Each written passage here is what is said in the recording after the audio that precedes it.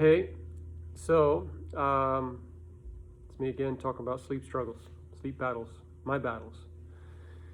Um, so my story finished last time with my addiction to NyQuil, which sounds weird, but pretty addictive. And my marriage was falling apart. My life was falling apart in one way, but taking off in another way. Our band was being somewhat successful. And that was my life, the music and my children, and my marriage was falling apart. So it was just a lot going on, a lot of volume of. And I was working full time as well, playing gigs at night, and trying to chase after a career in music, which is that's not an easy task. It's a tough task. And mixed in with it all, this marriage swapping scenario got really out of hand, and I ended up falling in love with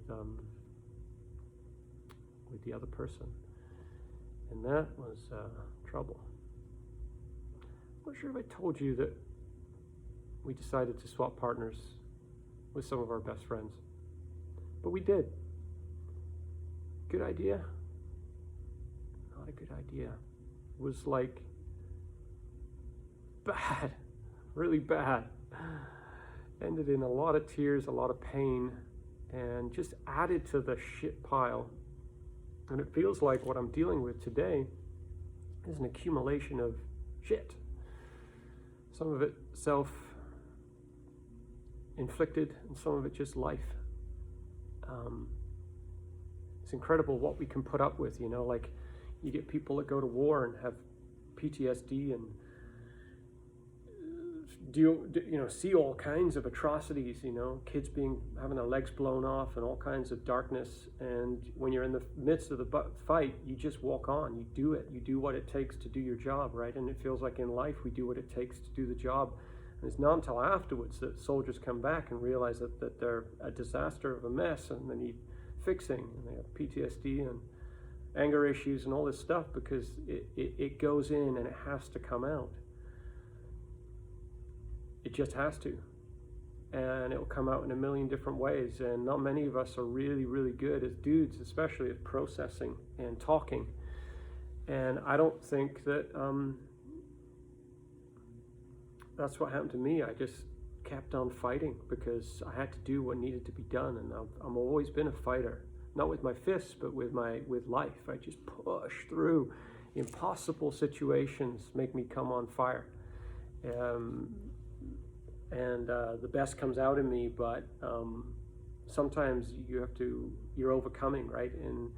And adversity and whatever it is, like it's like a toxin. It's like you can't have drugs without there being a side effect. You can't drink yourself every day tons without there being side effects. So,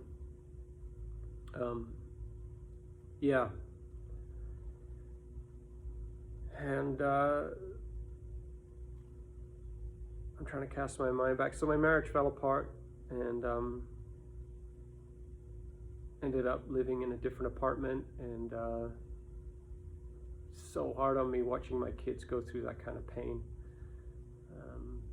They weren't able to process until they're older. It was kind of exciting for them at the time, but I just knew as a dad that I was going to pay for this, and I have paid for it, and they had to pay for it, sadly.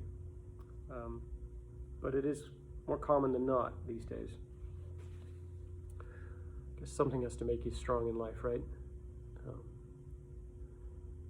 And so I think it was NyQuil for a long time. And I just became who I was, and sleep deprivation, tiredness. And when I was younger, I kind of powered through it, and I just kept on working through it. But the older I've gotten, I'm 47 now, it's taken a big toll, and I'm kind of losing my way in my mind here. Sorry for rambling, but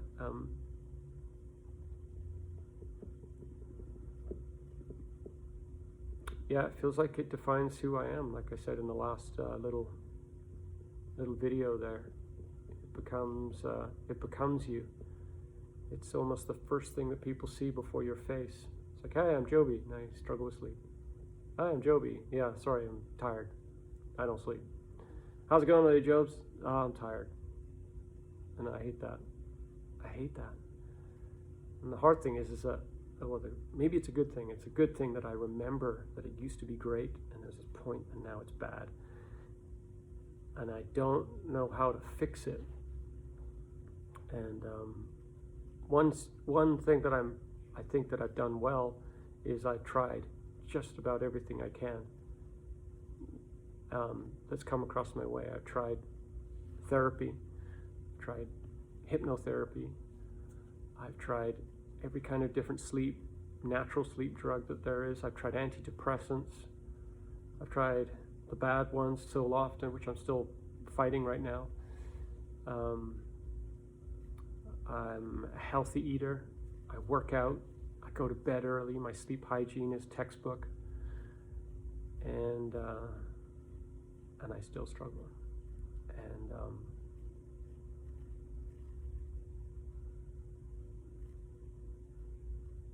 I'm trying to think in my mind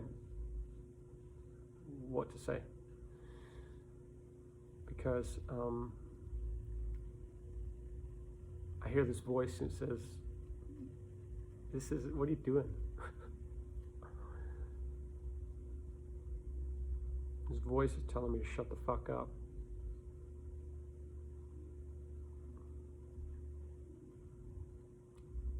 I really want to hit the off switch right now and just throw this video to the trash. I feel like this pushing to keep moving forward, but I also feel this other pull to back off. And it's like, what are you doing? Like you're just rambling.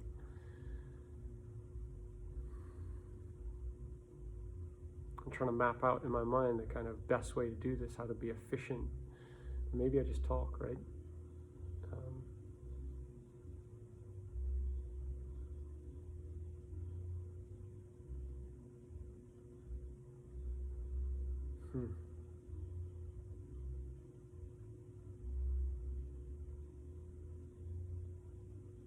Sorry, guys.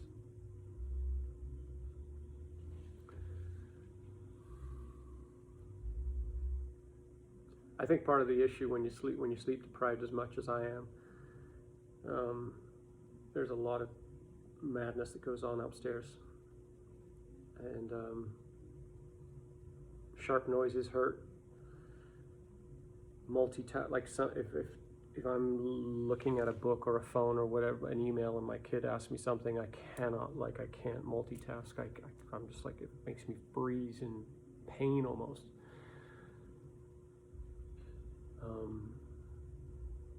Nature's helpful. Being out in nature is helpful. One thing I realized that just last night, last couple nights, kind of self-analyzing, and at 3 o'clock in the morning, I'm lying there for 6 hours. Realized that when I wake up in the morning, if I'm really honest with myself, there's this pride.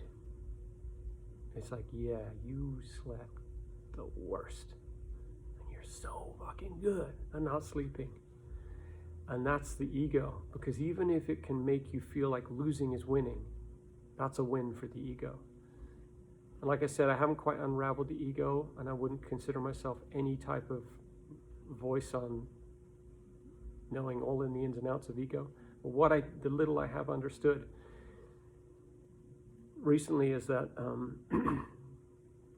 it wants to win at any cost, and even if winning is losing.